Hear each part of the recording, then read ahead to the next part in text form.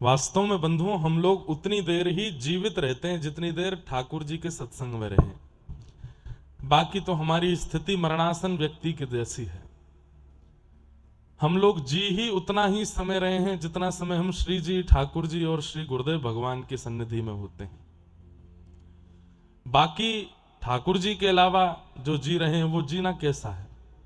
पशुवत है।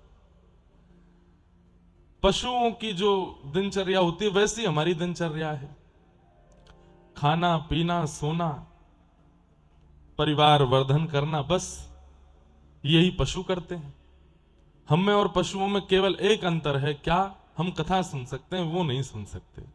हम सत्संग कर सकते हैं, वो नहीं कर सकते। हम गुरु आश्रय में रह करके भगवान नाम जप कर सकते हैं, वो नहीं कर सकते। आहार निद्रा भय मैथुनम च, ये सब पशु भी करते हैं और हम भी करते हैं।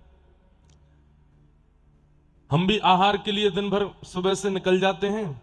कोई दुकान पर जा रहा है, कोई ऑफिस जा रहा है, कोई किसी के यहां जॉब करता है, कोई गाड़ी चला रहा है, कोई हवाई जहाज उड़ा रहा है, कोई ट्रेन चला रहा है, कोई कथा कर रहा है, कोई कुछ कर रहा है।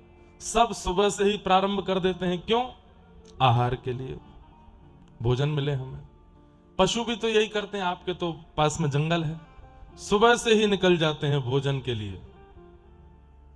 शेर हो, चीता हो, लेपर्ड हो, सब सुबह से ही निकल जाते हैं भोजन के लिए। हमारी और उनकी एक चीज मैच हो गई। फिर भोजन के बाद क्या चाहिए? दूसरा, निद्रा। वो भी प्रसाद पाके पेट भर के नींद ढूंढते हैं, एकांत ढूंढते हैं, थोड़ा सोएंगे सुस्ताएंगे। हम भी यही करते हैं। जब धन मिल जाता है, आहार मिल जाता है, तो उसके बाद हमें भी इच्छा होती है कि अब आराम करें। कोई आराम करने कहीं जाता है, कहीं जाता है, कोई घरों में ही कर लेता है। आहार निद्रा। तीसरा है भय। भय रहता है कि जो कमाया कहीं लुट ना जाए, जो मिला वो चला ना जाए। पशु को भी भय रहता है कि मेरे आहार को कोई और ना खा ले, या मुझे कोई और ना खा ले, मेरा कोई वध ना कर दे। हमें भी भय रहता है मृत्यु का। हर क्षण ये लगा रहता है कि आज ना मर जाए, कहीं ये काम ना हो जाए, ऐसा ना हो जाए। पशु को भी यही भय रहता है कि आज मेरा अंतिम दिन ना हो। मैथुनम च, परिवार वर्धन करना, एक से अनेक होना, ये पशु भी करते हैं, हम भी करते हैं। बल्कि पशु तो हमसे भी अच्छे हैं। वहां तो एक बार में ही दो दो तीन तीन बालक जन्म ले लेते हैं, कईयों के तो उससे भी ज्यादा। सब कुछ तो हमारा पशु भी समान है, सब कुछ तो पशु के समान है। केवल और केवल एक भाव है जिससे हम पशुओं से अलग हैं, और वो क्या है? हम सत्संग करते हैं। अब कोई कहे कि नहीं महाराज जी हम कपड़े पहनते हैं, वो नहीं पहनते। कभी विदेशी पशुओं को देखो, जो विदेशों में घर में पालते हैं पशुओं को, वो वहां पे कपड़े पहनाते हैं उनको। आप कहेंगे कि हम लोगों को शिष्टाचार आता है, उनको भी आता है। मैंने कई घरों के देखे हैं पशु, वो खुले में नहीं शौच करते, वो भी शौचालय जाते हैं शौच करने के लिए, इतना तो उनको भी आता है। पशुओं को भी पढ़ा लिखा दिया जाए तो हम जैसे ही बन जाएंगे वो भी। हम में पशुओं में अंतर क्या है? हम हाथ जोड़ सकते हैं, हम कथा सुन सकते हैं, कथा सुन के भगवत अनुभव, भगवत दर्शन कर सकते हैं, मंदिर जा सकते हैं, परिक्रमा लगा सकते हैं, गुरु दीक्षा ले सकते हैं, गुरु मंत्र जाप कर सकते हैं, महामंत्र कीर्तन कर सकते हैं, कथा सुन सकते हैं, कथा सुना सकते हैं। ये काम पशु नहीं कर सकते। नहीं तो अपनी स्थिति में वे सब कुछ कर सकते हैं। आप कहोगे वो बिजनेस नहीं कर सकते, अरे आपको कभी, आपके यहां तो पास में ही है जंगल। टाइगर जो होता है ना, उसके अपनी पेड़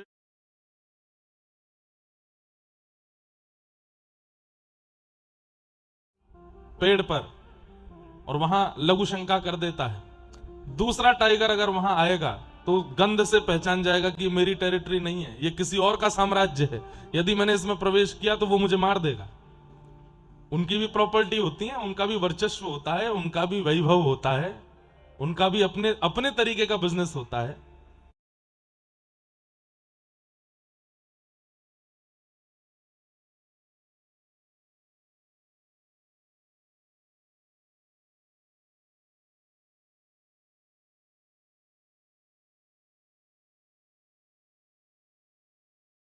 दिखा दूं, मैं ये बड़ा कर दूं, मैं वो बड़ा कर दूं। होना जाना कुछ नहीं है। दिखा दूं, मैं ये बड़ा कर दूं, मैं वो बड़ा कर दूं। होना जाना कुछ नहीं है। केवल 4 लोगों को नीचा दिखाने के लिए आप अपने वो समय को बर्बाद कर देते हो। उतना समय यदि हरिस्मरण कर लिया होता तो 4 लोगों की नीचा दिखाने की वजह हरि मिल गए होते। इसलिए ये संसार के व्यवहार विचार से थोड़ा ऊपर उठिए। इसने मुझे ये कह दिया, इसने मेरे साथ ऐसा कर दिया, मेरा अपमान कर दिया, मेरा यूं हो गया, मेरे साथ ऐसा हो गया, मैं छोड़ूंगा नहीं, मैं देख के रहूंगा। ये आध्यात्मिक व्यक्ति का लक्षण नहीं है। आध्यात्मिक व्यक्ति जैसे ही पता चलता कि मेरा अपमान हुआ, मेरा सम्मान नहीं हुआ, मेरे साथ ऐसा किया, मुझे धोखा दिया, वो तुरंत हाथ जोड़ देता है, भाई तुम्हारी करनी तुम जानो, हम हरि से बहुत दूर हैं, हमें समीप जाना है। आपको प्रणाम, आगे बढ़ो, हरि नाम रटो। वहीं अगर रुक गए आप कि अब मैं इसको देखूंगा, तो बस आपका समय खत्म हो जाता है। फिर हरि प्राप्ति के मार्ग से आप उतर जाइए। आप फिर उसी में ही रहिए। इसको देखना, उसको देखना, इससे मिलना, उससे मिलना, ये लड़ाई करना, यहां पे सम्मान प्राप्त करना, आदि आदि, ये सब में ही जीवन निकल जाएगा। आगे बढ़िए, हरिस्मरण कीजिए। हम कथा वक्ता हैं, व्यासपीठ पर बैठे हैं, सब हमारा सम्मान करते हैं, ऐसा नहीं है। बहुत लोग बहुत बुरा बुरा भी बोलते हैं, बहुत कुछ अनर्गल भी बोलते हैं, जो मन में आता है कह देते हैं। हम नहीं रुकते, हम नहीं ध्यान देते। हमको ठाकुर जी ने व्यासपीठ दी है, पता नहीं कब तक ये गला चल रहा है, कब तक ये शरीर चल रहा है। मैं वहीं रुक करके उन लोगों के समस्याओं का समाधान करता रहूं, उनसे लड़ता रहूं, भिड़ता रहूं, नहीं बढ़ पाऊंगा इस भक्ति पथ पे आगे। इसलिए जो कोई कुछ कहते हैं, हाथ जोड़ के हम आगे निकलते हैं। आपको प्रणाम, आप प्रसन्न रहो। आपकी चाय की स्वाद यदि मेरी निंदा करने में बढ़ रहा है तो और कीजिए। अरे भाई, चाय के साथ मठरी खाई जाती है, कचौड़ी खाई जाती है, कभी कभी दूसरों की निंदा भी खाई जाती है। चाय और बढ़िया लगती है। स्वाद लेते हैं, वो आवाज कर करके चाय पीते ना, उसका तो ऐसा हो गया, उसके साथ तो उसने तो ऐसा कर दिया। महाराज, मठरी धरी विराजी रहती हैं, वो कहती हैं कि हमारा तो नंबर ही नहीं आ रहा है, उसकी निंदा वाली मठरी चल रही है। सुनो, एक चाय और बनाओ, बढ़िया मजा आ रहा है। किसी के रास्ते का सफर कट जा रहा है हमारी निंदा करके, तो अच्छा है ना। गाने नहीं सुन रहा है, फोन गाड़ी में कुछ और नहीं चला रहा, हमारी निंदा करते हुए गाड़ी चला रहा है, बात कर रहे हैं, हंसी कर रहे हैं, ताली बजा रहे हैं, ठीक है, कर लो। मीरा भाई, उनको आदर्श मानो। चाहे दुनिया ने जो किया, राणा भेजा विष का प्याला, पीकर मीरा नाची रहे। सास कहे ये तो भई बावड़ी, ननद कहे कुल नाशी रे, पग घुंघरू बांध मीरा नाची रे। उनको फर्क नहीं पड़ा। करते रहो जो आपको करना, कहते रहो जो आपको कहना है। हरि मुझसे बहुत दूर हैं, मुझे उनके समीप जाना है।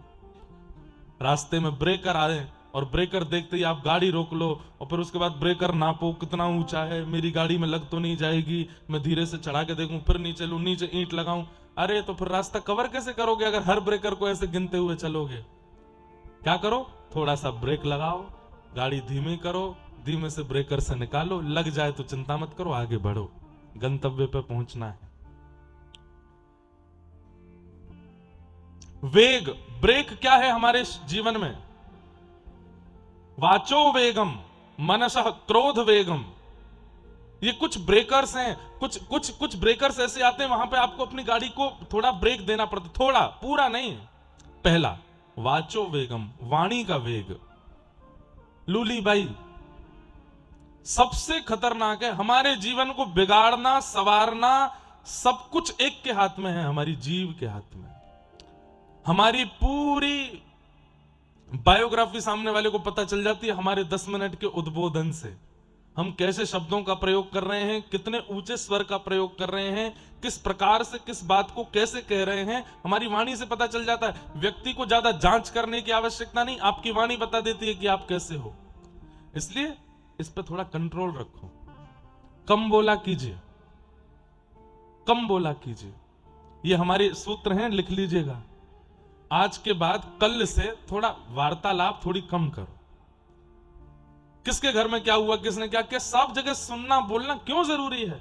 अगर आपको कोई कह भी देना कि हो रहे हो, तुमको पता कथा के बीच में किसी ने ऐसे ऐसे कहा, भैया सुनो, जय हो आपकी, हम जा रहे हैं, उठ के चले जाओ, नहीं सुनो आगे, क्योंकि सुनोगे तो बोलोगे, और बोलोगे तो सब बिगड़ेगा। वाचो वेगम, अपनी वाणी पर वेग लगाओ। मनः वेगम, मन पे वेग लगाओ। बार बार कचौड़ी दिखी जलेबी रुकी तुरंत खाने बैठ गए, नहीं, मन पे थोड़ा नियंत्रण करो। क्रोध वेगम, वाणी में वेग, मन पे वेग, क्रोध पे वेग। क्रोध, छोटी छोटी बात पर क्रोधित मत हुआ कीजिए। एक बात बोले, हमारे शास्त्र क्या करते हैं कि काम जो होता है ना, अगर व्यक्ति कामी है तो कई बार कामी व्यक्ति का स्वरूप से पता नहीं चलता कि ये कामी है। तो बोले फिर कैसे पता चलता है? बोले अत्यंत क्रोध इस बात का प्रमाण है कि इस व्यक्ति के अंदर काम भी बहुत है। इसलिए काम देव है, उसको राक्षस मत बनाओ। अगर आपका क्रोध बहुत हाइपर एक्टिव हो, बहुत भयंकर गुस्सा आता है, तोड़ फोड़ मचाने लगते हो, चिल्लाने चीखने लगते हो, 2 मिनट में रिएक्शन करने लगते हो, उसका मतलब क्या है? मन शुद्ध नहीं है, मन में काम है और वो राक्षस बन चुका है। क्रोध पर थोड़ा नियंत्रण करो। और जब व्यक्ति वाणी पर वेग लगाएगा, मन पर वेग लगाएगा, तो क्रोध अपने आप लगता है। जिसका मन पर वेग नहीं है, वेग समझ रहे हैं ना, वशीकरण, जिसका मन पर वश नहीं है, अपनी जिह्वा पर वश नहीं है, वो क्रोध पर कभी विजय नहीं प्राप्त कर सकता। उसका क्रोध बढ़ता ही रहेगा, उसका टेम्पर हाई होता ही रहेगा। और आध्यात्मिक व्यक्ति क्रोधी अच्छा नहीं है। आध्यात्मिक व्यक्ति का स्वरूप कैसा होने? शीलवान, शांत, सौम्य, दीन, ये आध्यात्मिक व्यक्ति का लक्षण है। उसकी उपस्थिति से पता चल जाए कितना शील है इसके अंदर, कितना धैर्य है इसके अंदर, कितना शांत है ये। समुद्र किनारों पर भले ही लहरें प्रकट करता हो, 4 किलोमीटर भीतर जाके समुद्र को देखिएगा, ऐसे भी नहीं हिलता पानी, बिल्कुल स्थिर रहता है। और गहराई 100 फीट, 150 फीट, 200 फीट गहरा है, लेकिन शांत है। तो आध्यात्मिक व्यक्ति सौम्य होता है, शीलवान होता है, धैर्यवान होता है, शांत होता है, बहुत कम बोलता है। हम कथा से पहले, कथा के बाद 1 घंटे का मौन रखते हैं। वो बात अलग है कि हमारे परिकर के लोग ऐसे हैं कि वो समझ ही नहीं पाते हमारा इशारा, तो हमको बोलना ही पड़ता है। अब तो हमको लगने लगा वो जानबूझ के नहीं समझते हैं। लेकिन मौन रहो, आपको अनुभव होगा कितना अच्छा लगता है मौन रहने में, शांत रहने में। लेकिन मौन रहने का मतलब यह नहीं कि साथ में डायरी पेन लेकर के चलो, जिससे जो बोलना है लिख लिख के बोलते ही जा रहे हो। मौन का मतलब मौन ही है। फिर मन से भी मौन रहिए। कई बार आप वाणी से मौन हो जाते हैं, लेकिन आप अंदर ही अंदर बोलते रहते हैं, नहीं, वो मौन नहीं होता। वाणी से मौन हुए तो मन भी शांत है, मन भी कुछ नहीं कह रहा है, केवल कह रहा है तो कृष्ण का नाम, राधा का नाम या श्री राम नाम। उस समय बोले ना। हाँ, कोई बहुत जरूरी बात आ जाए, बहुत जरूरी काम आ जाए, आपको निर्णय देना पड़ेगा, तो आप लिख करके निर्णय दे दिया कीजिए। लेकिन दिन में एक समय मौन का रखिए। नहीं रख सकते तो हफ्ते में एक समय मौन का रखिए। नहीं रख सकते तो महीने में एक समय तो मौन को दिया ही कीजिए। 30 दिन में 1 या 2 दिन मौन रहो। उस दिन बोलना ही नहीं है किसी से भी, और केवल मन में ठाकुर जी का नाम चलता रहे। आप अपने आप अनुभव करेंगे, जितने विकार मन में, बुद्धि में आते हैं, जितने विषाद आपकी जीव से प्रकट होते हैं, सब पर नियंत्रण होना प्रारंभ हो जाएगा। सूत्र तो हम सब बता रहे हैं, पर करेंगे कितने लोग ये तो आप जानो। हमारी अभी एक कथा होने वाली है, 19 अप्रैल से लेकर के 15 दिन की कथा है। धृष्टता हमारी की 15 ही दिन दिए हैं, नहीं तो होनी तो वो 1 महीने की थी, नासिक दत्त धाम में। अद्भुत स्थान है। हमें ऐसा लगता है कि हमको 1-2 साल में एक कथा वहां करनी ही करनी है, क्योंकि इतनी साधना और इतने तप में कथा होती है वहां पे। वहां नियम है, हमको सवेरे 3:30 बजे उठ ही जाना है। चाहे हम 2 बजे सोए रात को, 3:30 बजे उठ जाएंगे, स्नान करेंगे, स्नान करके तिलक स्वरूप करके नए कपड़े पहन के फिर गंगा स्नान करने जाएंगे। तो गंगा जी स्नान करके फिर आएंगे, गीले कपड़ों में 5000 गायत्री मंत्र जपेंगे।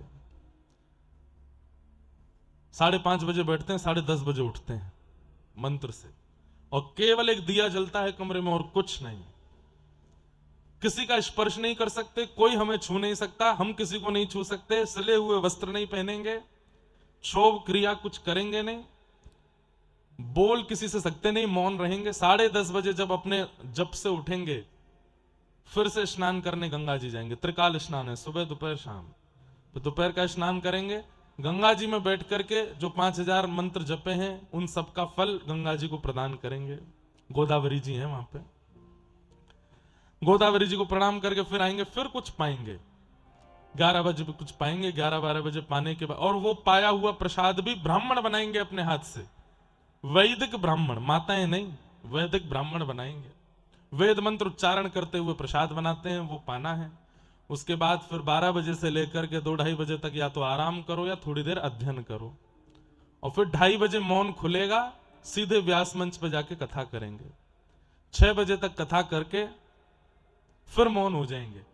मंच से उतरते ही सीधे फिर गोदावरी जी जाएंगे, फिर स्नान करेंगे। स्नान करने के बाद फिर सूर्यास्त तक प्रतीक्षा करेंगे। सूर्य अस्त होते ही फिर मौन खुलता है, फिर घर पे बात करो, जो लोग मिलने आए उनसे बात कर लो, लेकिन स्पर्श फिर भी नहीं करना है। शरीर में किसी भी प्रकार का तेल साबुन कुछ नहीं लगाना है, और केवल भगवतमय रहना है। इतना सुख मिलता है। पहले तो बहुत कठिनाई हुई थी, 5-6 दिन 10 दिन तो ये लगा क्या करें, लेकिन महीने भर में वह जो ऊर्जा प्राप्त हुई, वहां से हम ये सब सीख करके आए कि मन को, बुद्धि को, विचारों को पवित्र कैसे किया जाए, और ये कितने आवश्यक हैं। क्योंकि आप जब गलत बोलते हैं, जब गलत करते हैं, जब व्यवहार में दूषितता आती है, उस समय आपको नहीं पता चलता, बाद में आपको बहुत बुरा लगता है कि मैंने ऐसा क्यों बोला, मैंने ऐसा क्यों किया, मैं इतना काम युक्त क्यों हो गया, मैं इतना क्रोध युक्त क्यों हो गया। और वह जो अपने ही प्रति गिल्ट की भावना है, वो कल्याण नहीं होने देती। फिर हमारी तो उम्र अभी 28 वर्ष की है, यहां कितने लोग 50, 55, 60 पार कर गए हैं। अब भी अगर क्रोध पर, मन पर, विचारों पर वेग नहीं लिया तो अब नहीं कर पाओगे। इसलिए थोड़ा वाणी पर, विचार पर, मन पर संयम लाना प्रारंभ कीजिएगा। ठाकुर जी से मिलने की बात बहुत बात की है, पहले खुद का श्रृंगार तो करो उनके लायक बनने का। थोड़े धीर बनिए। अगली बार हम अलवर जब भी आवे, अलवर के लोगों में हम ये अनुभव करना चाहते हैं। बहुत अच्छे हैं अलवर के लोग, बहुत अच्छे। हमें कोई ऐसा, हम कोई आपको नहीं, कभी कभी उसी को समझाया जाता है जिससे उम्मीद ज्यादा होती है। सब जगह कथा होती है हमारी, लेकिन सब जगह हम ऐसे नहीं समझाते जैसा यहां समझा रहे हैं, क्योंकि हम चाहते हैं कि आपका भाव, आपका प्रेम, आपकी वाणी, आपके विचार वो अद्भुत बने। और आप कर सकते हो, क्योंकि आपका वातावरण बहुत अच्छा है अलवर का। यहां किया जा सकता है, साधना की जा सकती है, मनन चिंतन किया जा सकता है, विचारों को शुद्ध किया जा सकता है। आड़ा पाड़ा ही है ना हनुमान जी, चले जाया करो वहां पे, चुपचाप एकांत में हनुमान जी को प्रणाम करो, बैठ जाओ कोने में, और बैठ करके केवल स्वयं से पूछिए कि आप क्यों आए हो इस संसार में, क्यों आए हो। तब पहली बार स्मरण होगा पत्नी का, इसके लिए आए हैं, फिर होगा बच्चों का, इसके लिए आए हैं, फिर होगा माता पिता का, इसके लिए आए हैं, फिर होगा धन का, वैभव का, संपत्ति का, कार्य का, बहुत लोगों का स्मरण होगा। जब तक सबका स्मरण होता रहे, अभी उद्देश्य नहीं मिला। फिर अचानक से सब शांत होते ही आपको स्वयं का दर्शन होगा, स्वयं देखोगे अपने आप को, बस तभी स्थिर हो जाना। उत्तर यही है, अपना उद्धार करने आए हो। तुम्हारे भीतर एक आत्मा बैठी है जो बहुत वर्षों से भटक रही है, बार बार जन्म ले रही है, बार बार मर रही है, उसे मुक्ति नहीं मिली है अभी तक, उसको मुक्त करने आए हैं हम। और वो कैसे होंगे? सत्संग के माध्यम से, गुरु कृपा से, नाम जप करके। अपने जीवन में किसी भी प्रकार का कोई लेखा जोखा कर्जा नहीं रखना है हमको इस जन्म में।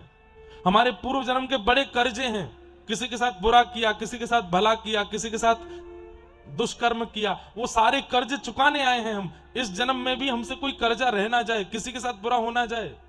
आज कथा का विश्राम दिवस है, गलती से भी किसी से ऊंची आवाज में बात करी हो तो आज ही क्षमा मांग लेना, मुझे क्षमा कीजिए, मुझे कोई कर्जा रखना नहीं है अपने कर्मों का इस जन्म में, सब खत्म करके जाना है। और बस हरि नाम स्मरण करो, हरि का स्मरण करो। जो नाम प्रिय लगता है ठाकुर जी का, बस वो रटते रहो, जपते रहो। आपत्ति विपत्ति संकट आपदा सब आएंगे जीवन में, वो स्वभाव है, सबके आता है। उनको सह करके आगे निकलते रहो। बस ठाकुर जी को प्राप्त करना है, ये मुख्य उद्देश्य लेके निकल पड़ो।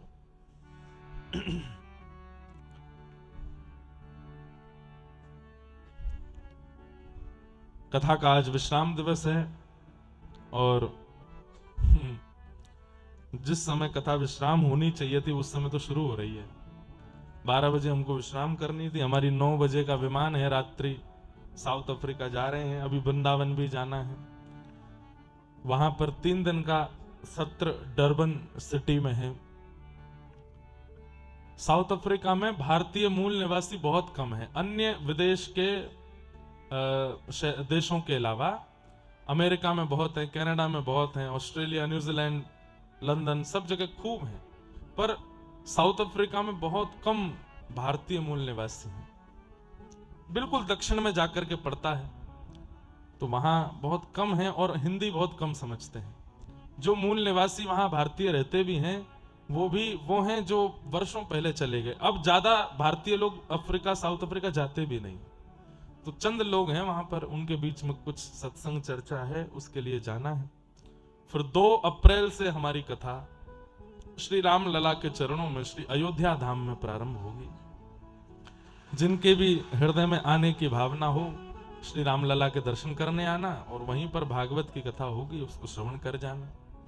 2 से 8 अप्रैल तक वहां कथा करेंगे और फिर संभवतः 9, 10, 11 या 10, 11, 12 3 दिन का क्रम हांसी हरियाणा, वहां पर 3 दिन का भक्त चरित्र है। उसके बाद अहिल्या बाई नगर, संभवतः पूर्व नाम उसका अहमदनगर था, अब अहिल्या बाई नगर है, महाराष्ट्र में। सनी सिग्नापुर एक स्थान है, पता नहीं आपने नाम सुना कि नहीं। वहां पे घरों में गेट नहीं होते। सनी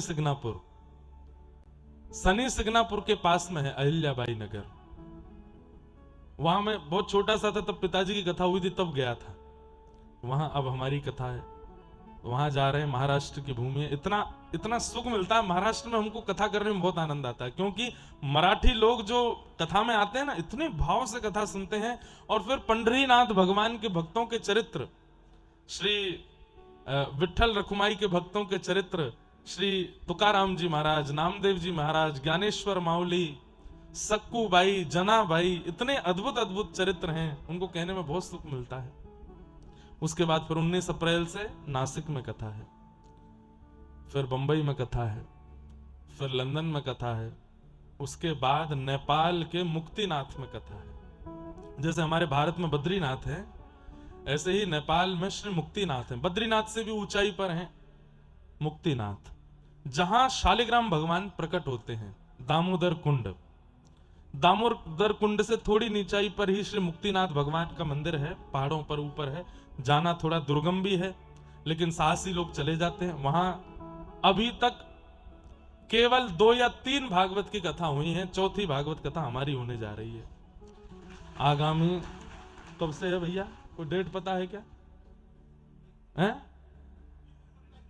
20 से, अच्छा 20 से 27 मई, 21 से 27 मई मुक्तिनाथ, वहां कथा होगी। वैसे हमने भाव तो ऐसा रखा है कि वहां जाने वाले श्रोता 100-150 ही रहेंगे, वो भी हम चुन के ले जा रहे हैं किनको लेके जाना है, क्योंकि वहां पर थोड़ी असुविधाएं भी हैं, ज्यादा सुविधा नहीं है। टेम्परेचर बहुत लो है, ऑक्सीजन की प्रॉब्लम हो जाती है, इसलिए वो लोग जाएंगे जो भावुक भी हैं और सह भी सकते हैं। तो ऐसे लोगों के साथ फिर वहां मुक्तिनाथ में आनंद होगा, खूब सुंदर कथा होगी। तो बस ये सब क्रम है, चलते रहेंगे। राजस्थान में अब हम आएंगे अगस्त में। अगस्त में श्री जयपुर में जन्माष्टमी के अवसर पर कथा है। वो परसों सरस निकुंज के पूज्य महाराज जी आए थे, हमने कहा था कि हमने आजीवन की कथा दे दी है उनको, जब तक हम हैं तब तक वहां एक कथा तो करेंगे। और भक्तमाल की कथा वहां होती है, और जिन आचार्य महाप्रभु के जन्मोत्सव में होती है वो अलवर के ही श्री श्याम चरण दास जी महाराज, जिनका डेहरा में स्थान है, उन्हीं के पावन उत्सव में वो कथा वहां होती है भक्तमाल जी की। पिछली बार वहां चैतन्य महाप्रभु, श्रीमद वल्लभाचार्य महाप्रभु और श्रीमन रामानुजाचार्य भगवान के प्रसंगों पर कथा हुई थी। इस वर्ष देखते हैं ठाकुर जी क्या आज्ञा करेंगे, उस पर वहां कथा होगी। इस बार वहां 11 दिन की कथा है जयपुर में, आप सब लोग भी यहां से आ जाइएगा। अब हम कथा की भूमिका को विश्राम की ओर ले चलते हैं और फिर आप लोगों से आज्ञा लेकर के निकलेंगे। बहुत जल्दी, लगभग 2 वर्ष के अंदर हम अलवर फिर से आएंगे और आप सबके मध्य में फिर से कुछ हरि चर्चा, भगवत चर्चा श्रवणार्थ आना होगा, ऐसी भावना है। आप सब लोग अपना खूब ध्यान रखिएगा, खूब प्रसन्न रहिएगा, खूब आनंद में रहिएगा, ठाकुर जी का अनुभव करने का प्रयास कीजिएगा। जीवन के बहुत कम दिन हैं, ज्यादा लड़ाई झगड़ा मार पीट उल्टे सीधे कामों में इनको व्यस्त मत कीजिएगा। ठाकुर जी को प्राप्त करना है, इस उद्देश्य के साथ अपना जीवन जीजिएगा। हमारा आप सब लोगों को प्रणाम। अब हम भूमिका विश्राम की ओर ले चलते हैं और फिर उसके बाद हम प्रस्थान करेंगे। भगवान ने गोपियों के साथ रास विहार किया। तत्पश्चात कंस ने भगवान को मथुरा बुलाया। उग्रसेन जी ठाकुर जी को लेकर मथुरा गए। ब्रजवासी बाट निहारते रहे, ठाकुर जी मथुरा पहुंच गए। कुबलिया पीड़ हाथी का उद्धार करके भगवान ने कुब्जा का कल्याण किया। रणभूमि में प्रवेश करके बड़े बड़े मल्लों के साथ युद्ध करते हुए महाराज कंस का वध किया। कारावास में देवकी और वसुदेव बंधी थे, उन्हें मुक्त किया और उग्रसेन को राजा बनाया। अपने नाना जी को राजा बनाकर के मथुरा का भगवान ने इच्छा प्रकट की, पिताजी अब हम अध्ययन के लिए जाना चाहते हैं। और लगभग 12 वर्ष की आयु में ठाकुर जी अध्ययन करने के लिए सांदीपनि गुरुकुल गए। कहां? उज्जैन, अवंतिका। और वहां भगवान की भेंट श्री सुदामा जी से हुई। कुछ वर्षों तक उज्जैन में अध्ययन करके ठाकुर जी वापस आए। उद्धव जी को व्रजमंडल भेजा। उद्धव जी व्रज से सुध लेकर के आए, अद्भुत प्रेम रस बरसा। मथुरा पर कंस के ससुर जी जरासंध ने चढ़ाई कर दी, मेरे दामाद को मार दिया। अस्ति और प्राप्ति 2 बेटियां थीं जरासंध की, उनका ब्याह कंस के साथ हुआ था। कंस की मृत्यु के बाद जरासंध ने ठान लिया कि अब मैं अपने दामाद की मृत्यु का बदला लूंगा और उसने मथुरा पर चढ़ाई की।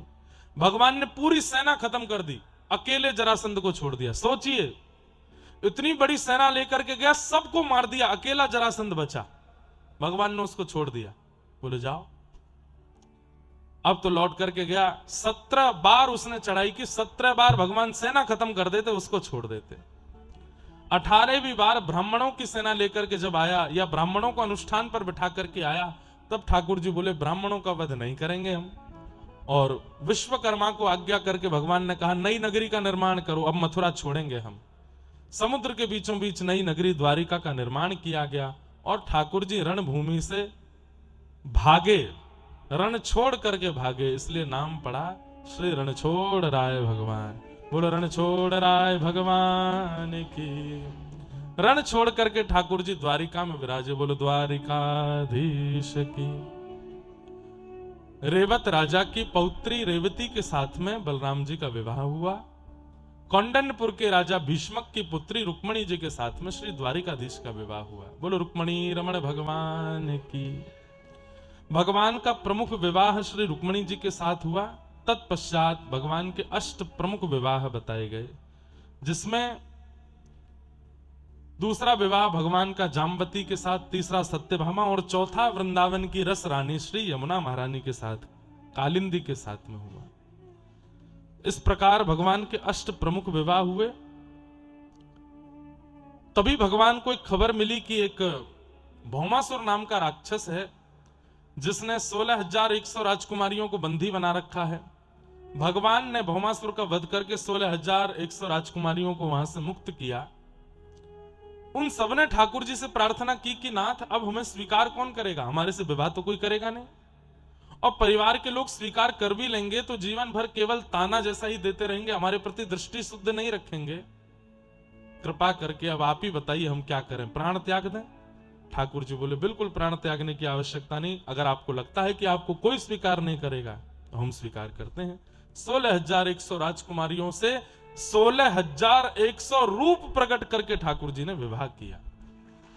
कई लोग संशय करते हैं भगवान 16,108 ब्याह किए, वो भगवान है, कर तुम अकर तुम अन्यथा कर तुम समर्थ ईश्वर। 16,108 रूप भी तो धारण करते हैं ठाकुर जी। लोग बाग सोचते हैं जब ठाकुर जी ने इतने किए हम 2-4 कर लें, कर लो, लेकिन फिर ठाकुर जी की तरह 4 भवन बनवा करके देना और उन 4 भवनों में आप भी 4 रूपों में एक ही समय पे एक साथ रहना, कर सको तो कर लो, नहीं कर सकते तो फिर ठाकुर जी की होड़ क्यों करते हो? हम लोग बड़े चतुर हैं, जहां पे हमारे फायदे की बात आती है तो हम कहते हैं ठाकुर जी ने किया तो हम भी कर लें। ठाकुर जी ने तो विष भी चाटा था 6 दिन की अवस्था में, चाट लो। चलो एक काम करो, भगवान ने तो पूतना के पयोधर का विष पिया था, आप जीभ पे विष रख के देख लो, कुछ घबराहट सी हो तो निकाल देना बाहर, एक बार रख के देख लो। 7 वर्ष के कृष्ण ने 7 कोस लंबा चौड़ा गिरिराज पर्वत उठाया था, आप 1-8 किलो का ही उठा लो। अरिष्टासुर, व्योमासुर, कालिया नाग के फण पर नृत्य किया था, आप कोबरा ही पकड़ के दिखा दो। ठाकुर जी ने तो बहुत कुछ किया है। और चलो ये सब तो क्रियान्वित बात है। महाभारत के युद्ध के मध्य में अर्जुन को जब मोह हुआ, अद्भुत संपूर्ण विश्व के प्रश्नों का उत्तर देने वाली गीता जैसा ज्ञान प्रदान किया, आप थोड़ा सा लेक्चर ही देके दिखा दो। कुछ नहीं कर सकते हो, बस लग रहा है ब्याह किए इतने सारे हम भी कर लें 2-3। हमारे यहां आज्ञा करते हैं संतजन, करणीय राम जी का चरित्र है, करना क्या है जीवन में जो राम जी ने किया, और कृष्ण चरित्र में कृष्ण जो कहते हैं वो करना है। कृष्ण ने जो किया वो कर नहीं पाओगे आप, इसलिए कृष्ण की वाणी प्रधान है, राम जी का चरित्र प्रधान है। राम जी के चरित्र को जीवन में लाइए, कृष्ण की वाणी को जीवन में लाइए। कृष्ण के चरित्र को आप पालन नहीं कर पाओगे। लोग बाग मोर मुकुट आदि पहन के घूमते रहते हैं ब्रजमंडल में, कई लोग, गलत है। राम की तरह मर्यादा लाइए। शरीर कैसा हो, जीवन कैसा हो, राम जी जैसा, विचार कैसे हो, कृष्ण जैसे। भगवान ने 16,108 ब्याह किए। राजा नृण को भगवान ने कृपा की। नारद जी भगवान की गृहचर्या देखने आए, ठाकुर जी की दिनचर्या का वर्णन किया। राजसूय यज्ञ से पूर्व जरासंध का उद्धार करा करके पांडवों का यज्ञ पूर्ण किया। सूर्य ग्रहण के समय भगवान ने कुरुक्षेत्र में जाकर के दिव्य यज्ञ किया। वहां पर व्रज और द्वारिका का 100 वर्ष बाद मिलन हुआ। ब्रज से निकलने के 100 वर्ष बाद आज ठाकुर जी, नंद बाबा, यशोदा मैया, मधुमंगल, श्रीदामा, तनसुका, मनसुका, धनसुका, रोहिणी आदि आदि सबसे भगवान मिले, किशोरी जी से भी मिले 100 वर्ष बाद। बहुत सुंदर प्रसंग है वो। सबसे मिलने के पश्चात सब ब्रजवासियों ने प्रार्थना की और एक रथ का निर्माण किया। भागवत जी में ऐसा प्रसंग नहीं है, पर कहीं प्रसंग आता है कि ब्रजवासियों ने लकड़ी के रथ का निर्माण किया और उसमें ठाकुर जी को बैठा करके खींच करके वृंदावन रथ से लेकर के गए। उसी भाव की पूर्ति आज तक जगन्नाथपुरी में होती है। पुरी का मंदिर जो है वो द्वारिका है और जहां ठाकुर जी जाते हैं गुंडीचा वो वृंदावन है। और खींचने वाले सब लोगों का भाव है कि ये ब्रजवासी हैं। ठाकुर जी को साल में एक बार द्वारिका से खींच करके वृंदावन लेकर के जाते हैं। उस भावना से रथ यात्रा जगन्नाथपुरी में होती है। रथ यात्रा तो बंधुओं होगी, लेकिन इस बार अति विशेष है कि स्नान पूर्णिमा, जो महाप्रभु जगन्नाथ जी का जन्मोत्सव भी माना जाता है, संभवतः मई या जून में है, मैं डेट भूल जाता हूं, रुको बता रहे हैं। तो श्री जगन्नाथपुरी में इस बार 3 दिन का सत्र है। उससे पहले कटक में कथा है। कटक बिल्कुल समीप ही है जगन्नाथपुरी से, पर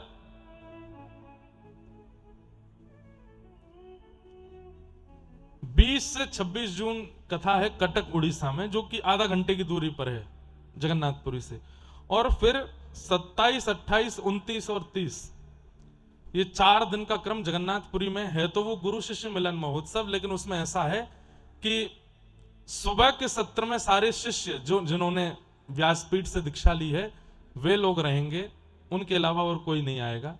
उसका कोई लाइव नहीं होगा, केवल उनसे मिलना, उनसे बात करना, उनके साथ बैठना, उनके अनुभव सुनना, अपने अनुभव बताना, ये चर्चा रहा करेगी। और उसके बाद मध्याह्न समय में सबके लिए द्वार खुला करेंगे और श्री जगन्नाथ रस कथा वहां होगी 4 दिन तक, 27, 28, 29 और 30 श्री जगन्नाथ। उसी बीच में जगन्नाथ जी की स्नान पूर्णिमा है, जिसमें जगन्नाथ जी 100 कलशों से स्नान करते हैं, फिर उसके बाद बीमार पड़ जाते हैं।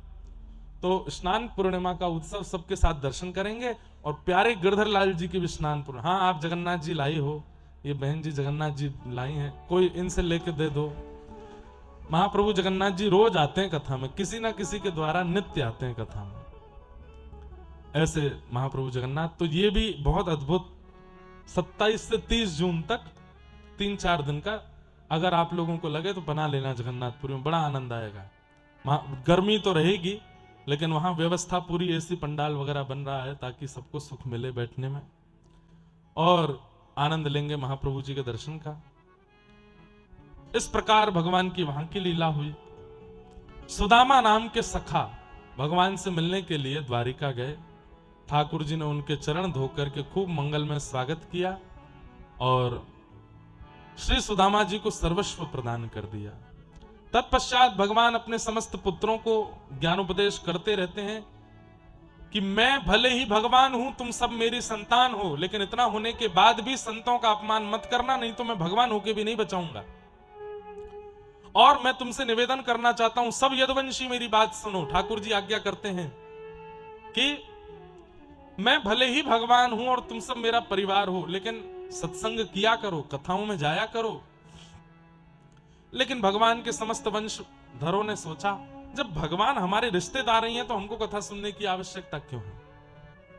और इस कारण से वे लोग ना तो सत्संग करते हैं और ना संतों का सम्मान करते हैं। और यही कारण बना कि एक दिन भगवान के पुत्र शाम्ब को साड़ी पहना करके संतों के पास ले गए और कुछ बालकों ने जाके संतों से कहा, नई बहू आई है, बताइए इसके गर्भ में लाला है कि लाली। संतों ने दिव्य दृष्टि से जब देखा, पहचान गए कि हमारी परीक्षा लेने आए हैं, हमारा उपहास करने आए हैं, भगवान के पुत्र को साड़ी पहना के लिए आए। हम श्राप देते हैं, इसके गर्भ से लोह पिंड जन्म लेगा जिससे पूरा यदुवंश नष्ट होगा। साड़ी उतार करके जब देखा तो यहां एक लोह पिंड रखा था, उसे काट करके समुद्र में फेंक दिया, घिस करके समुद्र में डाल दिया। लेकिन समुद्र की लहरों से वो समस्त कण द्वारिका के कोने में आकर के एरका नाम की विषैली घास बन गए। और एक दिन यदुवंशियों में किसी बात को लेकर, छोटी बात को लेकर नोक झोंक हुई और नोक झोंक विशाल युद्ध में परिवर्तित हुई। और उसी समुद्र के तट पर एरका नाम की घास को एक दूसरे से स्पर्श करा करके संपूर्ण यदुवंश नष्ट हो गया। ठाकुर जी द्वारिका की शिखर पर खड़े खड़े सब देख रहे थे। और भगवान कहते हैं, अति बल भी नाश का कारण बन सकता है। इसलिए मैं निवेदन करता हूं कि परिपूर्ण मत होइएगा कभी भी, थोड़े अपूर्ण रहिएगा जीवन में। धन में भी अपूर्णता जरूरी है, ज्ञान में भी अपूर्णता जरूरी है, सुंदरता में भी अपूर्णता जरूरी है, गुणों में भी अपूर्णता जरूरी है। एक बात कहूं, भक्ति में भी थोड़े अपूर्ण रहो। कभी भी सेटिस्फाई मत हुआ करो अपने से कि हमने बहुत अच्छा किया ना। हां, बहुत ज्यादा हाथ पैर मत छिटको कि मुझे और चाहिए और चाहिए, लेकिन उससे संतुष्ट मत हुआ करो, ठीक है। उससे ज्यादा प्रसन्न मत हुआ करो, क्योंकि पूर्णता कई बार नाश का कारण बनती है। यदुवंशियों के पास भगवान के समान बल है और उसी बल का दुरुपयोग करते हुए आज यदुवंश नष्ट हो गया।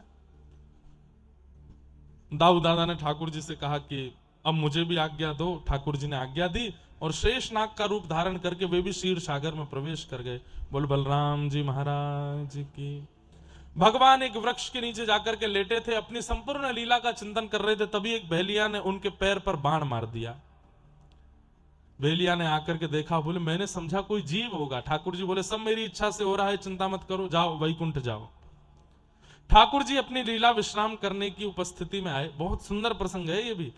जन्माष्टमी थी और भगवान का 125वां जाने कौन सा जन्माष्टमी का उत्सव था।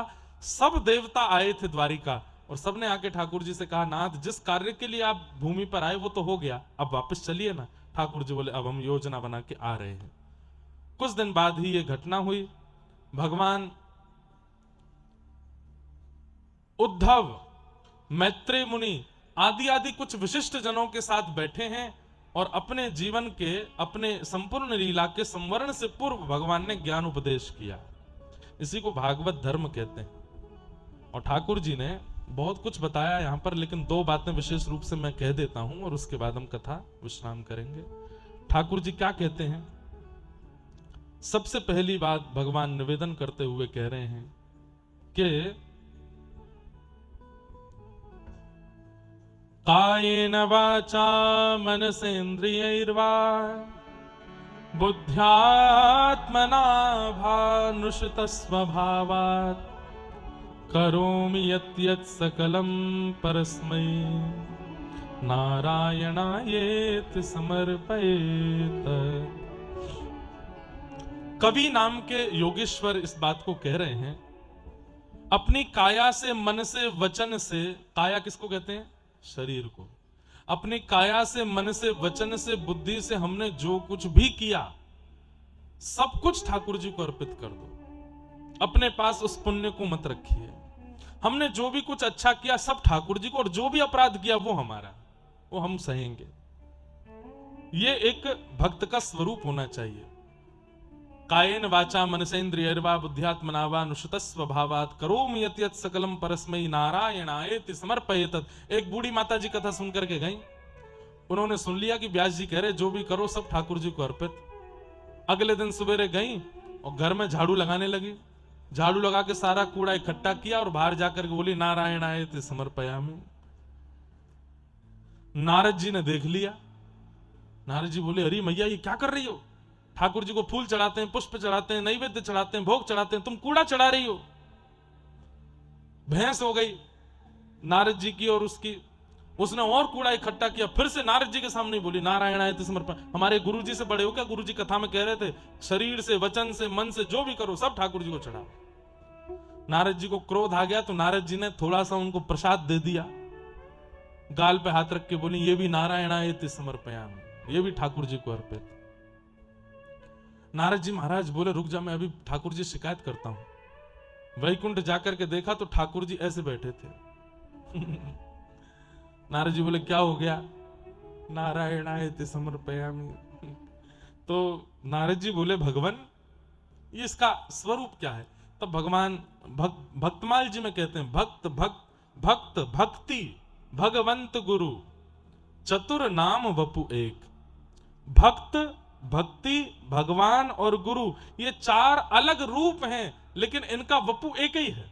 मतलब अगर आप गुरु की निंदा करते हो तो आप ठाकुर जी की निंदा कर रहे हो, आप भक्त की निंदा करते हो तो आप ठाकुर जी की निंदा कर रहे हो, आप भक्ति की निंदा कर रहे हो तो भी ठाकुर जी की निंदा कर रहे हो। ये भले ही चार स्वरूप हैं, लेकिन इनको पहुंचाने वाला कष्ट सब ठाकुर जी को होता है। इसलिए भक्त, भक्ति, भगवंत, गुरु, चतुर नाम वपु एक, इनके कभी भी अपराध मत करना। क्यों? तिनके पगबंधन किए नाशत विघ्न अनेक। कोई भी तिलकधारी दिखे, कंठी दिखे, भले ही पाखंडी है, आप उसको भी देख के प्रणाम कर लिया करो कि हे नाथ इसका कल्याण करना। कर तो पाखंड रहा है पर आप इसका भी उद्धार करना, क्योंकि कहीं ना कहीं स्वरूप से तो भक्त है ना। लेकिन हमें क्या करना है? अपनी काया से, मन से, वचन से, बुद्धि से जो भी अच्छा किया तुरंत हाथ में जल लेकर के नारायणायेति समर्पयामि ठाकुर जी को अर्पित करो। आप कहोगे महाराज जी इसके पीछे लॉजिक क्या है? सुनो, भगवान के श्री चरणारविंद क्या है? बैंक है। क्या है? बैंक है।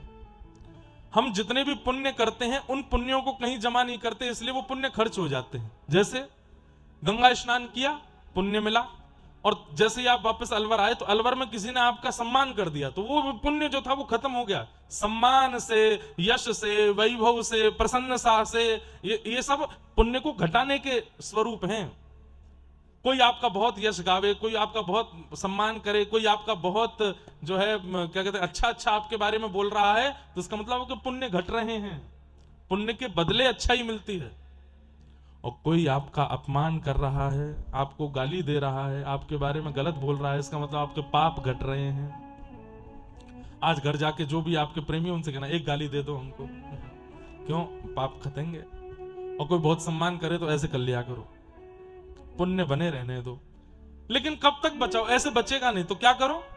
गंगा स्नान करने के बाद तुरंत हाथ में जल लो, नारायणाय समर्पयामि। उसका पुण्य ठाकुर जी पे जमा हो गया, अब वो खर्च नहीं हो सकता क्योंकि ठाकुर जी के पास है। कथा सुनी, नारायणाय समर्पयामि, ठाकुर जी पे जमा होगा। बैंक में जमा करते जाओ। बैंक में जमा किया गया पैसा कब काम आता है? जब संकट आ जाए, घर के सब खत्म हो गए, अब क्या करें? तब बैंक से निकाल लो। ऐसे ही जब अंतिम श्वास आवेगी और यम के दूत लेने आ जाएं, तो यम के दूतों आपको ही दिखेंगे, वो उनसे कह देना, सुनो हमारा बैंक बैलेंस चेक करो एक बार। तब यम के दूत देखेंगे कि श्री ठाकुर जी के चरणों में इतने सारे पुण्य इन्होंने जमा कर रखे हैं, तो जिस कारण से यम के दूत आपको नरक ले जा रहे थे, ठाकुर जी के चरणों में अर्पित किए गए जो आपके पुण्य हैं, उन पुण्यों से वो नरक के पाप नष्ट होकर के आपको वैकुंठ ही जाना पड़ेगा। इसलिए जो कुछ भी करो सब ठाकुर जी को अर्पित। समझ में आई बात? इसलिए कायेन वाचा मनसेन्द्रियैर्वा बुद्ध्यात्मना भानुषित स्वभावात् करोमि यत् यत् सकलम परस्मै नारायणाय समर्पयामि। सब ठाकुर जी को अर्पित करो।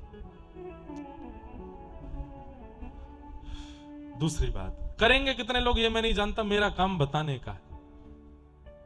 सब कर लो तो अच्छा, लेकिन हाँ 4-5 तो करेंगे, ये तो मुझे पता है। दूसरी बात क्या है? खम वायु यज्ञिम शलिलम महिम च ज्योतिंसि सत्वानि दृशो द्रुमादिन सरित समुद्रांश्च हरे शरीरम यत्किंच भूतम प्रणमेत अनन्यम। अपनी आंखों के आगे दिखने वाली हर वस्तु में ठाकुर जी का अनुभव करो। इसमें भी ठाकुर जी हैं, एसी में भी ठाकुर जी हैं, पंडाल में भी ठाकुर जी हैं, इसमें भी ठाकुर जी हैं, इसमें भी ठाकुर जी हैं, सब में ठाकुर जी। पर हमारी एक बड़ी विडंबना है, हम मानव लोग लोहे में ठाकुर जी देख लेंगे, एसी में देख लेंगे, जमीन में देख लेंगे, ऊपर मानव में नहीं देख पाते, इंसान में नहीं देख पाते। अरे इंसानों के द्वारा बनाई गई मूर्ति में ठाकुर जी दिख जाते हैं, पर ठाकुर जी के द्वारा बनाई गई इंसान रूपी मूर्ति में क्यों भगवान नहीं दिखते? भगवान दिखेंगे भी नहीं। देखना अगल बगल वाले को, दिख रहे हैं भगवान? देखो एक बार बगल वाले को नहीं दिखेंगे। लेकिन एक काम आप कर सकते हो, उसमें ठाकुर जी भले ही ना दिखें, लेकिन उसमें गुण देखो, अच्छाई क्या है, इसमें भलाई क्या है। इसके 100 दोष हैं, लेकिन मैं अच्छाई ढूंढ के बताऊं इसमें गुण क्या है।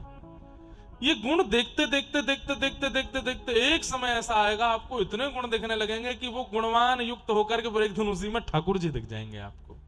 श्याम सुंदर उसमें हैं। आप जितने लोग बैठे हैं, आपके अगल बगल में जितने बैठे हैं, मैं बैठा हूं, मेरे बगल में जो बैठे हैं, सब में ठाकुर जी हैं। पर हमारी दृष्टि इतनी मायावी हो चुकी है कि दिखते नहीं है हमको। दिखेंगे। सबको ठाकुर जी का रूप मान के प्रणाम करो। इस प्रकार भगवान ने ज्ञान उपदेश किया उद्धव को। उद्धव जी ने कहा, भगवान अब क्या करेंगे आप? बोले, अब मैं लीला पूरी करके जा रहा हूं। तो उद्धव बोले, आप चले जाओगे तो हम फिर आपकी याद आएगी तो कहां जाएंगे? ठाकुर जी बोले, बताता हूं।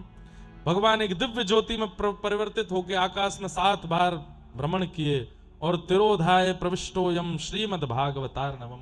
श्रीमद भागवत जी में ठाकुर जी आके विराजमान हो गए। उद्धव को आज्ञा कर दी, कालांतर में कभी भी मेरा अनुभव करना हो, कलयुग में मेरा आश्रय लेना हो, तो श्रीमद भागवत जी की कथा सुनना। ये मैं ही हूं, ये मेरा ही स्वरूप है, मेरा सर्वांग सर्वस्व कहां विराजमान है? श्रीमद भागवत में विराजमान। उद्धव जी बद्रिकाश्रम चले गए, मैत्री मुनि हरिद्वार चले गए। अर्जुन ने जाकर के खबर सुनाई कि ठाकुर जी लीला पूरी करके चले गए। परीक्षित राज्य गद्दी पर बैठा करके पांडव स्वर्ग को चले गए। पांडव परीक्षित से एक अपराध बना, जिसके कारण उनको 7 दिन में मरने का श्राप लगा। सुखदेव जी ने आकर के कथा सुनाई। आज 7वां दिन है। प्रश्न किया, तुम तो राजन मरिष्येति पशु बुद्धिम इमाम जही। तुम मरोगे राजा, ये पशु बुद्धि है, तुम नहीं मरोगे। तुम्हारा शरीर यहां छूटेगा, तुम तो मुक्त हो चुके हो, तुम वैकुंठ जाओगे। तक्षक सर्प ने आकर के परीक्षित का स्पर्श किया, शरीर यहीं छूट गया, उनकी दिव्य आत्मा एक विमान में बैठ करके भगवत धाम को प्रस्थान कर गए। बंधुओं, ये बात माननी पड़ेगी आपको भी और मुझे भी, ये केवल एक कपड़ा है। ये जो है ना, ये हम नहीं है, ये हम नहीं है, ये हम नहीं है, ये हम नहीं है, हम इसके अंदर है और ये यहीं छूट जाना है, ये संग नहीं जाना है। इसके रख रखाव और इसके उसमें बहुत ज्यादा ध्यान मत दीजिए। हाँ ठीक है, थोड़ा इसको मेंटेन करके रखो, गाड़ी को मेंटेन करना चाहिए, पर गाड़ी में ही पूरे दिन लगे भाई, सुबह से उठ के उसी को चमकाने में लगते हैं, उसी में कभी वो क्या कौन सा ऑयल डलता है, कभी वो ऑयल डाल रहे हैं, कभी पेट्रोल डाल रहे हैं अंदर, उसमें परफ्यूम लगा रहे हैं, उसकी गद्दियों को साफ कर रहे हैं, उसी में थोड़ी लगे रहे। अरे भाई उसमें बैठ के सफर करो, गंतव्य पर पहुंचो। शरीर गाड़ी है, इसको चमकाने और बनाने में ही मत लगे रहिए, इसमें बैठिए अंदर और गंतव्य के लिए निकलिए। गंतव्य क्या है? श्री हरि के चरणार विंद। वहां पहुंचने का एक ही उपाय है, बहुत ध्यान से सुनिए, ठाकुर जी के चरणों तक पहुंचने का केवल एक उपाय है और वह है मानव शरीर। इसके अलावा कोई नहीं पहुंच सकता, वहां पर कोई नहीं पहुंचा सकता।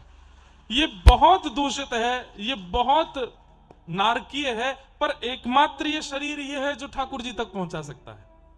लेकिन लोग इसमें बैठ करके, मतलब वही बात हो गई कि जयपुर से उड़े बंबई के लिए, लेकिन बंबई उतरते ही आपने सीट पकड़ लिया हवाई जहाज की, मैं नहीं उतर रहा, मुझे तो यही अच्छा लग रहा है। अरे तुम बंबई आए हो भाई, उतरो इससे बाहर। ये शरीर केवल एक माध्यम है, इससे नियमों का पालन करते हुए ठाकुर जी की प्राप्ति करनी है, इस भाव में रहिए। राजा परीक्षित भगवत धाम को प्रस्थान कर गए, आदि आदि कथाएं सुनाई गई। अब भागवत जी का अंतिम श्लोक सब लोग 3 बार मेरे साथ बोलेंगे, सब लोग सीधे बैठो।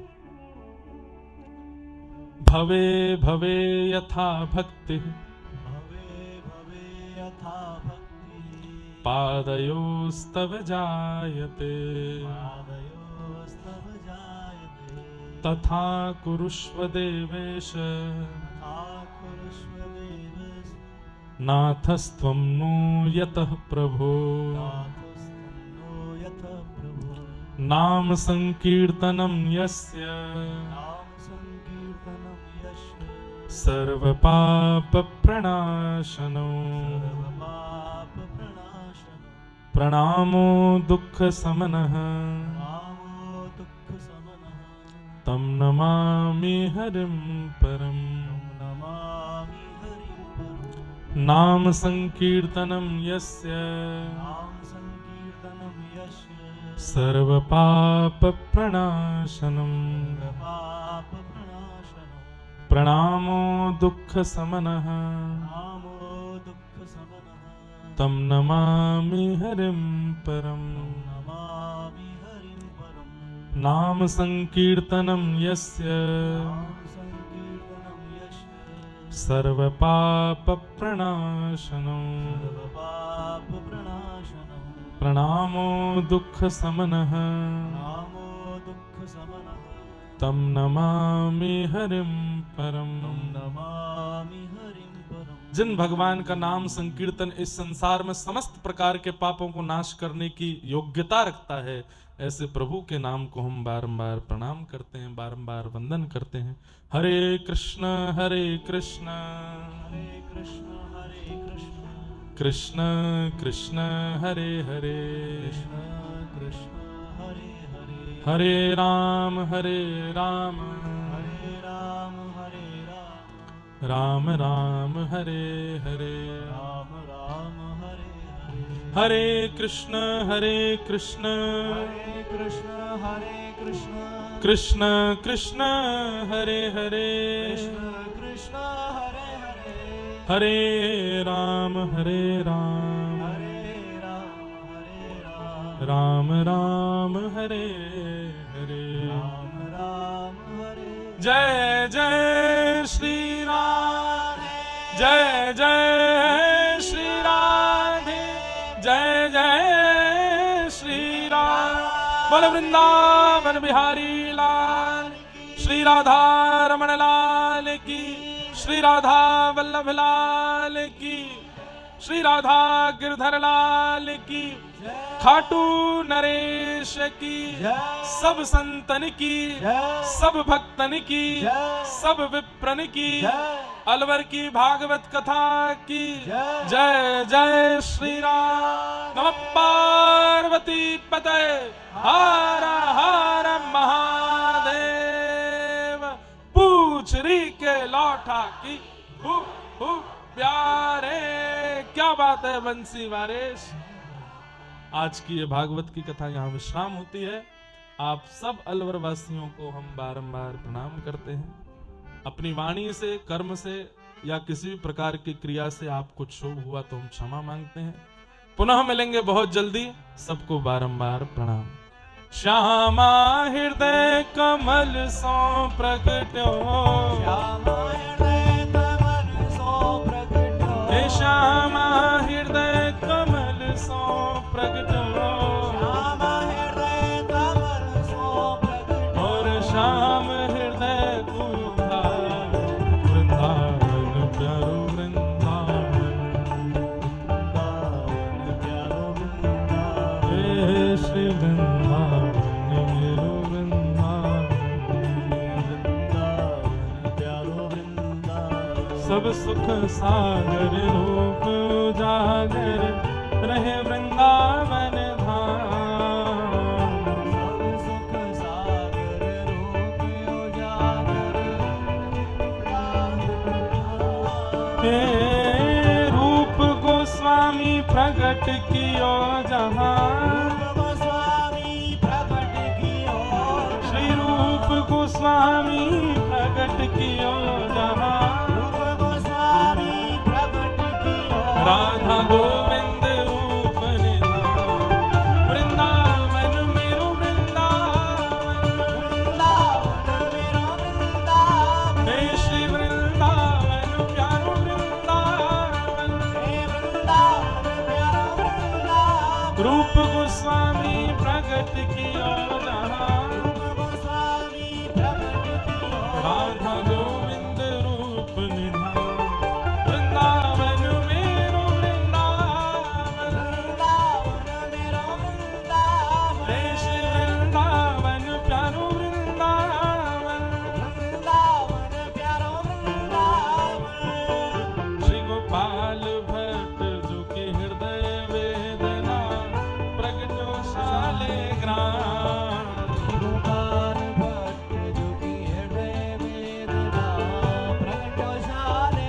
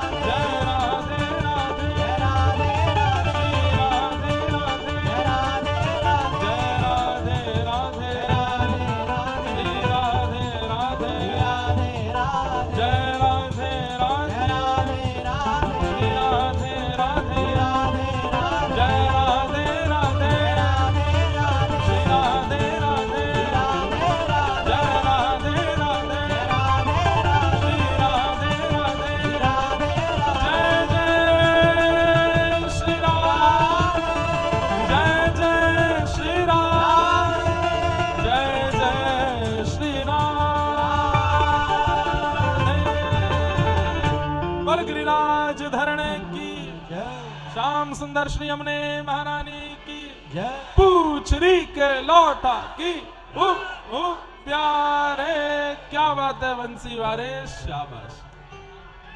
सबको जय श्री कृष्ण, जय सिया राम, जय श्रीमन नारायण।